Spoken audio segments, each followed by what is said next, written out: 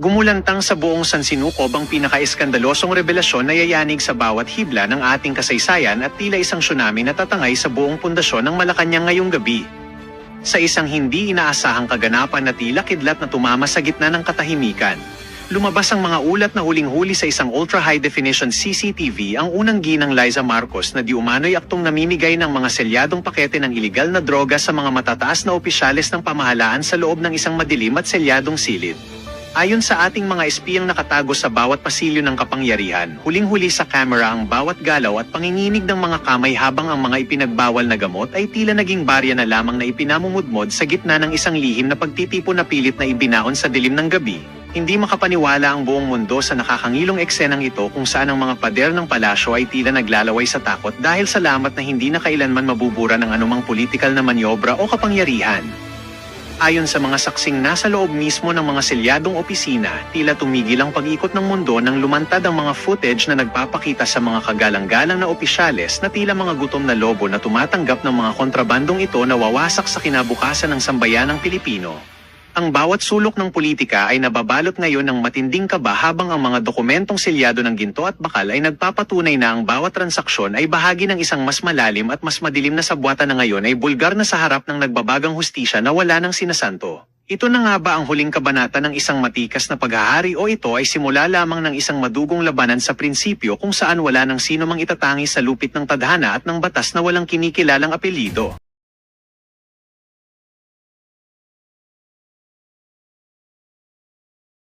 Kongreso.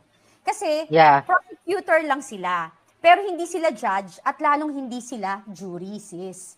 So, Yeah. doon pa lang, ang dami ng mali. And alam na alam ko, kapag eto, umakyat din sa Senate, or even mag-file ng, pumasok to sa, what do you call this, pumunta to sa Supreme Court, yan na naman ang malaking butas na maibabato sa kanila.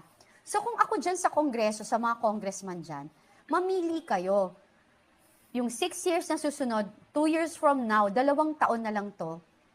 Or, yung ngayon, boboto ba kayo against it na alam nyo na may pupuntahan kayo? Kasi sa akin, sis, yung mga bumoboto niyan, pro-impeachment kay BP Sara, tandaan niyo yung mga pangalan na yan. Sure ako, nagkapera lahat yan. Di ba? Takot na takot silang umupo si BP Sara bilang presidente kasi alam nila may mananagot kapag siya umupo. Akala nila naman, kapag sa campaign, kahit yung magkakalaban ni BP Sara, yan din ang issue. Yan din ang gagamitin, yung korupsyon, yung mga drama, yan din ang drama nila na ngayon lang sila magsasalita sa eleksyon. Dahil doon, yun ang gagamitin nila na si BBM, corrupt, yung flood control projects and all. Yan din ang gagamitin ng mga kalaban. So, huwag kayong kumpiyansa. Kasi kahit sino pong presidente dyan, sure na sure ako, magpapasikat yan at may ipapakulong. Correct. So, yeah, the reason why, grateful tayo kay Attorney Torion dahil nag-file siya ng petition for certiorari and prohibition to stop that bullshit.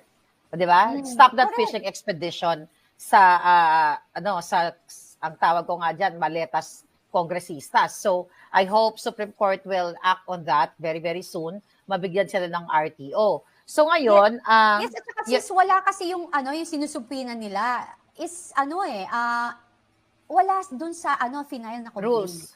Hindi, at saka it's inexplained, I think, spoke siya, na yung mga sinusupina nila, it's supposed to be confidential kasi nga, you cannot disclose these things for national security issue. Exactly. Alright? Then you talk about... Dapat mag-react ng AFP dyan, sis Kasi sis, ang bumaba natin makakaliwa di ba? Alam naman natin ang AFP, abala sa susobels. But, ganun pa man, yung sinasabi mong boboto yung mga yan, sis kasi, isa to sa mga in-expose natin, na they think, itong mga maletas kongresistas, na matutumba talaga nila si Inday Sara. Alam mo, kaya we have to be ready.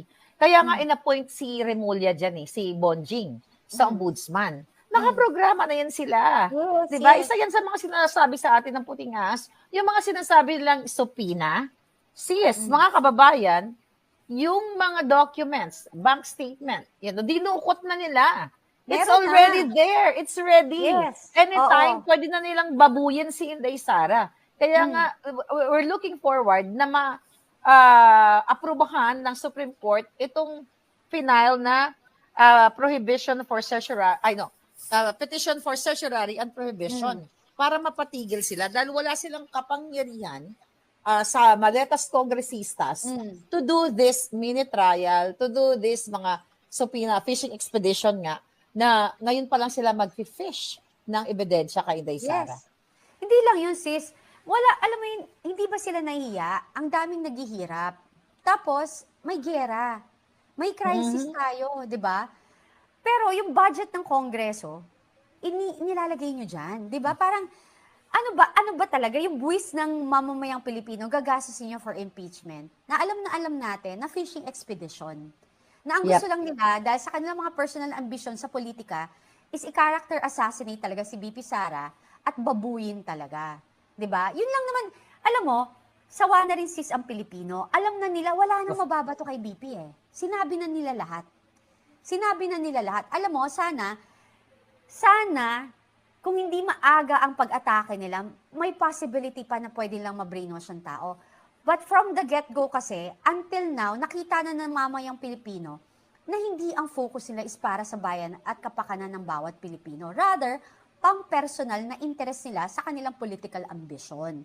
Kasi, di ba, bakit nyo binabanatan yung iisang tao? Bakit hindi nyo banatan yan, yung mga korupsyon dyan sa gobyerno, na trilyon-trilyon, kung ang iingay nga, bumabalik tayo dun sa 120 million.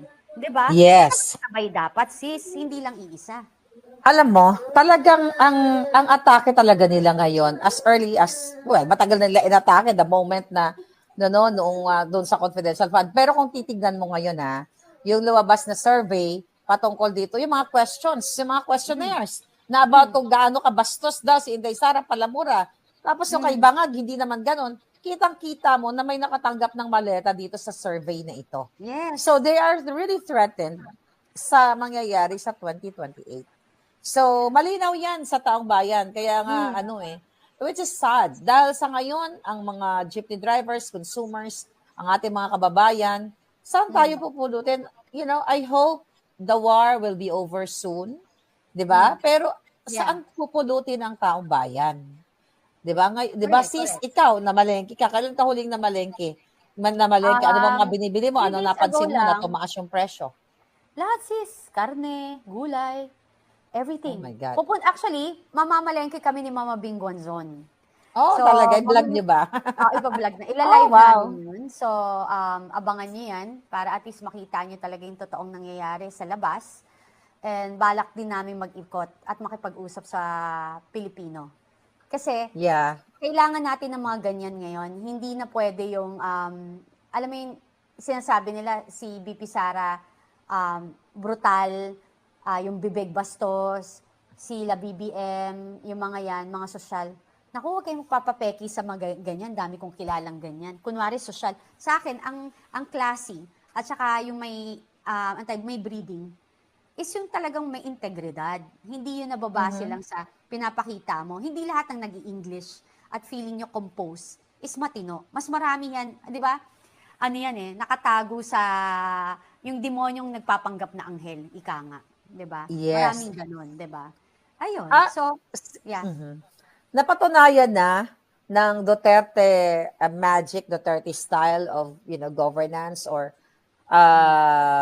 the way na nag-campaign si PRRD in the past na eto ako, take it or leave it. Mahalin niyo ako, nagmumura ako, paggalit ako. 'Di ba? Hindi porket hindi nagmumura si Bangag, pero nag-slurred speech na. Something wrong lang, ngumingimi na kung ano-ano na pinagsasabi. Anong gusto niyo? Yung nagmumura dahil may reason kung bakit ka mura-mura. By the way, if you talk about mura, hindi naman nagmumura si Inday. Nagmura lang siya one time nung sinasabi niya na putang ina mo Lisa Tanas, di ba?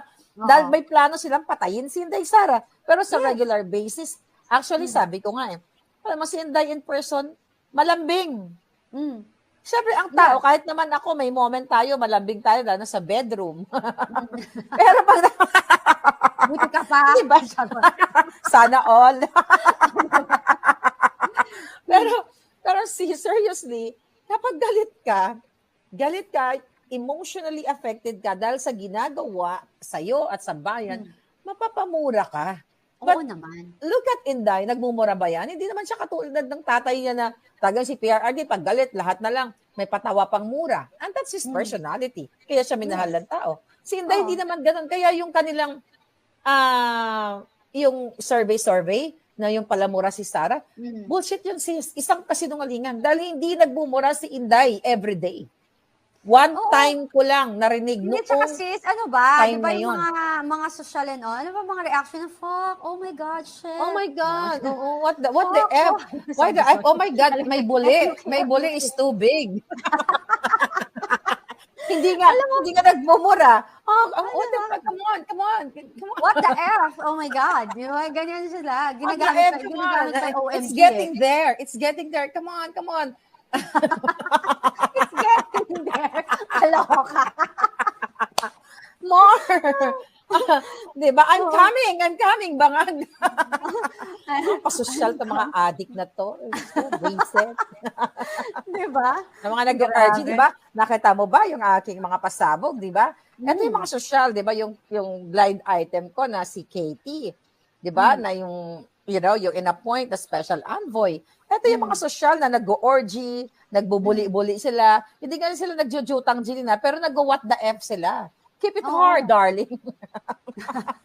Harder! Mga ganun ng mga drama ng mga hayop. But anyway, Oo, sister, diba? nakakatawa, no? Oo, hindi, sobrang, sabi ko nga, it's either you will love the person or you will hate them. Yes. Ako, mas pipiliin ko yung natural, yung totoo, I think- yung hindi nagpapanggap, hindi nagfi-filter. Hindi I yung think- pagkaharap mo yung camera, ibang tao ka. Pagtalikod ng camera, malademonyo ka. Alam mo yon, mas gusto ko na kung ano ka sa camera, sa likod, yun ka rin sa harap ng camera. PRRD, very PRRD. Yes, oo. 'Di ba? Parang tayo lang 'yan. What you see is what you get. Hindi, Walang tsaka sasabihin pa-demure. nila, Walang yun, pa-demure. supporter kayo ng mamamatay tao. Eh okay na ako yung susuport ako dun sa pumapatay sa kriminal at saka salot ng bayan. Kesa naman, Yes. susuporta ako sa mga kriminal talaga at addict. 'Di ba? Na salot Addict. ng bayan. At dun na ako. magnanakaw.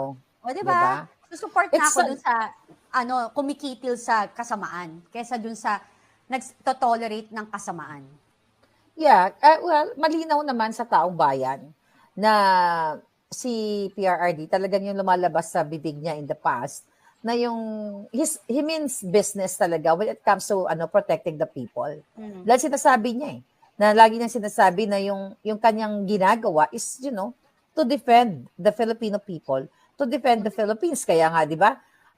Sinasabi niya na yun, 'di ba, yung may issue noon kay Obama, 'di ba? So, sinasabi niya talaga na kaya niya ginagawa yun kasi yun yung solemn and sacred duty niya sa taong bayan o sa Pilipinas na hindi tayo magpapa-underdog. Kaya nga, 'di ba, maraming nagalit sa kanya kasi hindi siya nagpa-underdog sa US during Obama administration. 'Di ba? Hindi kinaya si PRRD, nakasurvive tayo, hindi gumastos yun ang pera ng bayan para mamasyal dito sa Amerika, para magpakapapet. Look at us, look at the Philippines. Ilang beses na ba nagpabalik-balik si Bangag? Hindi naman siya pumunta dito para makakuha ng, para yung i-build lalo yung relationship, yung pagiging ally ng America and the Philippines. Pero mayroon silang agenda. Nag-a-addict sila. Naghahatid sila ng pera ng bayan. Look at Tantoco, di ba? Namatay during the event here. So, kung babalikan natin talaga, ang layo sa kay PRRD. Nakasurvive tayo. Pandemic. Meron, go ahead, syempre, sis. Sis, remember, di ba sa Amerika, meron din silang perang malaking nakahold dyan. So, Yeah. talagang ahalikan nila yung puwet niyan, di ba? Ngayon, at saka talaga sis, ang Diyos talaga marunong. Kita mo ha, eto yung perfect example na paulit-ulit naman nangyayari to lahat eh. Nung sinabi niya na may flood control, 5,500 flood control, bigla. The next day, bumagyo. That's Alam mo true. yung biglang nag-flood, di ba? Tapos ngayon, banat sila ng banat sa China. Si Kong Marcoleta na nag-iisa dyan sa Senado na tuloy-tuloy ang pakikipaglaban no matter how binababoy na siya, puro ad hominem lang naman mababato sa kanya. Si Pinky, sobrang ad hominem, bumira na naman today. Kasi, in example lang ni Sen Marcoleta 18 Maris, tumira na naman siya doon. Halatang-halata mo si Pinky Lason na Ang Ah, ano niya, yung kila ang talagang may ano siya, may agenda siya na protektahan yung mga magnanakaw. Kasi bakit ka magre-react dun sa mga yon na hindi ka naman kasali dun sa usapan, 'di ba? Asan nanggagaling yon? So, well, sis, ang ginagawa talaga nila is yung katulad yung sa China na yan, biglang may gera. So, anong nangyari sa atin yun? Nakikiusap tayo para tulungan tayo mabentahan ng langis. Dahil mhm, ang mhm. Amerika, hindi tayo priority. 'Di ba? Yun ang katotohanan. Siyempre, ipa-priority muna ng US ang sarili na more than their Of allies. course. Yes, At yes, malayo yes. tayo sa kanila. So, nasan tayo ngayon? O, nasan na si Tariela? Nasan na si Kiko Pangilinan? Nasan na si Risa Hontivirus? I Nangiingay. know. O, ba't tahimik kayo ngayon? O, di ba? Oo. Bakit? Ano, ngayon, yan, tutulungan tayo. Yung Russia, nagpadala na ng langis. Alam mo yun? So, I I pinakita think ng Diyos saan tayo nakalagay. I think Russia is helping the Philippines because yung na-build na friendship ng Relationship. previous administration, friendship and relationship nung panahon ni PRRD. At ang nakakalungkot, kung bubuksan natin lahat yung ating kaisipan, ano, ay binanggit ito ni PRRD sa isa sa mga speeches niya, ano, na nung, I think, hindi ko alam kung before the campaign o presidente na siya, na walang nagsasalita about sa mga biktima ng crime, ng mga injustice, ng mga inosenteng tao.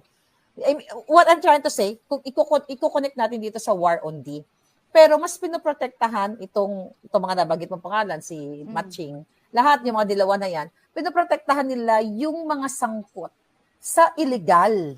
Di ba? Yes. Pinoprotektahan, yun ang pinaglalaban nila, yung mga kriminal na pumatay ng mga inosente. Pero yung mga pinatay ng kriminal, because of that illegal polboronic, different kinds of powder, na illegal, yun na mas kitang-kita na yun ang pinoprotektahan nila. Ang Yes. bangag at ang dilawan, ang pinoprotektahan itong mga nasangkot o gumagawa ng mga pusher, tama ba pusher? Yung talagang mga, Yes. mga sindikato. Pero yung mga pinatay ng sindikato, yun sinabi ni PRD, Wala. walang Oo. nagsasalta about it. Yes. Diba? Totoo yung sis, kaya nga gigil ako. Tapos yan si Hontivirus pa, gumawa pa siya parang exhibit sa Senate. Tapos parang inaano niya yung mga biktima raw ng EGK. Bakit ang hindi mo ginawa is yung mga namatay nating mga military, mga yung mga men in uniform. Dahil sa Yeah. pakikibaka sa mga kaliwa at saka paglaban sa atin sa mga terrorist. So, ayun talaga, doon mo palang makikita na talaga ang focus ni Hontivirus is hindi siya pro men in uniform. Kasi makakaliwa siya Hindi. di ba? Yeah. So, hindi talaga. Malayong malayo. So, bakit hindi mo bigyan ng ano yun? Ng papugay? Bakit mas prioritize mo yan? Ang dami sis. Yung mga tinutulungan ko na lang na naputulan ng legs, di ba? So, binibigyan ko ng prosthetic. Yung nabaril sa tenga, bibilang mo ng hearing aid. Yung personal yan personal kong tulong yan ng mga men in uniform na Alam mo, biktima ng kawawa crime. dyan. I think nakapag-duty ako dyan sa Camp Crame, nung ako'y student nurse sa Pilipinas. Nakita ko kawawa talaga yung mga sundalo, 2000, Yes. 2003, 2004. Yes. So, yeah, kawawa talaga sila. Yun dapat talaga ang pinaprioritize. Which is, Duterte's time, yun ang pinaprioritize ng, yung mga biktima ng giyera between the mga kaliwang grupo, yung mga biktima sa pakikipaglaban para sa bayan.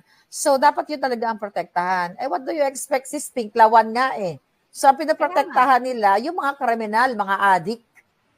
Yes, kaya nga yun. Kaya nga sinasabi ko, di ba, kung tingin nyo sa sarili nyo matalino, sa sobrang talino nyo maging bobo, yun kayo. Kasi iba ang mindset nyo. Kasi kami, bibitangan nyo kami, ang dami yung sinasabi about us, di ba? Pero kayo, saan? Let's be realistic, i-real talk ko kayo. Sino pinoprotektahan nyo? Kung para sa bayan kayo, bakit hindi kayo bumabatikos ng sobra-sobra? Dapat mas doble pa ang batikos nyo. Yes. Sa nakawan dito sa Kaban ng Bayan, more than the 120 million. Okay lang. Questioning niya 120, wala akong pakialam dyan di ba? Kasi mapapatunayan naman ni BP yan di ba? Pero, kung gaano kayo kaingay, dyan sa pakikipaglaban nyo, kuno, para sa bayan, is bakit walang nag-iingay sa inyo ng todo-todo? Ang focus nyo lang talaga si BP Sara, ang Duterte lang talaga. So obviously, talagang threat siya. 'Di ba? Kung di siya threat sa inyo, hindi kayo takot sa kanya, bakit nyo siya binabanatan? Bakit siya lang? Ba't di nyo kaya ang banatan si ibang government? Ba't di nyo question yung ibang budget na confi fund? 'Di ba? Ganun lang yun eh. 'Di ba kasi Yeah. pag yung billion o yung 4 billion ni sino to? Ni Bangag. I-calculate mo yon in 11 days. Ay, 'di ba? Or in 1 year or what 1 year. More than sa ginastos ni BP Sara a day yun sa sinasabi yung 120 million. So, let's do the math properly. 125 Well, selective justice nga eh. Since meron silang yung utak nila, pipiliin lang nila kung ano yung may pakinabang sila. Ngayon, kasi nagkikisa sila sa Bangag administration, 'di ba? So kaya ganun yung kanilang way of, not really fighting eh. Yung way nila when it comes to politics. Kaya nga sabi ko, sana itong mga supporters na dating dilawan-tiklawan ng mga bata na sumisigaw dati na Marcos magnanakaw, nasa na sila? Sila sana yung katuwang natin. Like ako, alam naman ang lahat, Marcos supporter talaga ako. Correct. Talagang budol na budol ako. Sabi ko nga, nung umuwi ako sa Pilipinas, thank God nakita ko yung kababuyan nila, 'di ba? Kaya nag-alsa talaga ako na hindi ito yung gusto kong mangyari. I dream about yung Pilipinas magkaroon talaga ng maayos na pangkabuhayan, yung mga nasa probinsya, yung mga sinasabi ni Lenny nasa mga laylayan, na magkaroon talaga ng improvement yung pamumuhay. Kaya nga nung nakita ko, kaya ipinanganak ang mga salitang babaeng ahas, polboroni, na ilabas ang video, lumabas si agent, at marami pang lumabas. Sabi ko nga, what else? Ano pa ba ang pwede nating ilabas? Nailabas na natin lahat. Lumabas si Zaldico. Yes, lahat. Mami, na dating chairman nila, nilatag na lahat. Lumabas ang 18 na sundalo. What else? Now, may gera tayo. Yes. I mean, may gera tayo. I mean, may gera, sa mundo. But again, yung crisis, na fake crisis, shortage ng oil, at tinataasan ng mga bilihin dahil ang nakikinabang, sabi nga ni Senator Marcoleta, more or less, 3 billion a day ang kinikita ng oil companies kasi hindi ginagawa ng Department of Energy ang kanilang trabaho, ang pagpupulis o ang pagtitingin dito sa mga oil companies na chine-check yung kanilang mga inventories kung totoo ba na ito ay old or new stocks. Yes. Na ganun-ganun na lang sila mag-charge sa taong bayan, ipapatong nila yung replacement fee or replenish fee, doon sa stocks daw nila. Sad, but ako, sabi ko nga, sis, everyday ng buhay ko, nananalaytay sa dugo ko ang galit sa Bangag administration na ito, na dapat dumating ang time na magising ang Pilipino na manindigan. At saka sis, ginigisa tayo